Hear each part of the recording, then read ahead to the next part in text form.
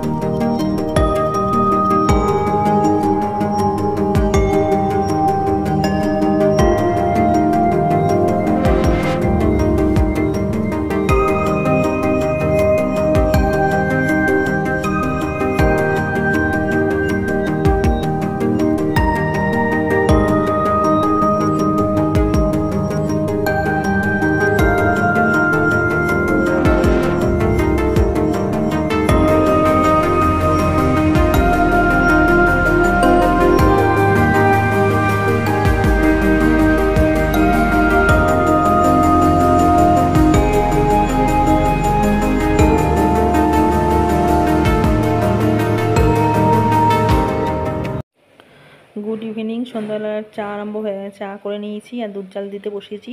তো খাসির মাংস হলেও কিন্তু আমরাও কিন্তু দুধ চাটাই বেশি ভালোবাসি খেতে, না হলে চা খাওয়া হয় না। তো সবাইকে চা দিয়ে আমি চা নিয়ে চলে এসেছি তোমাদের সাথে আড্ডা দিতে দিতে চা খাবো।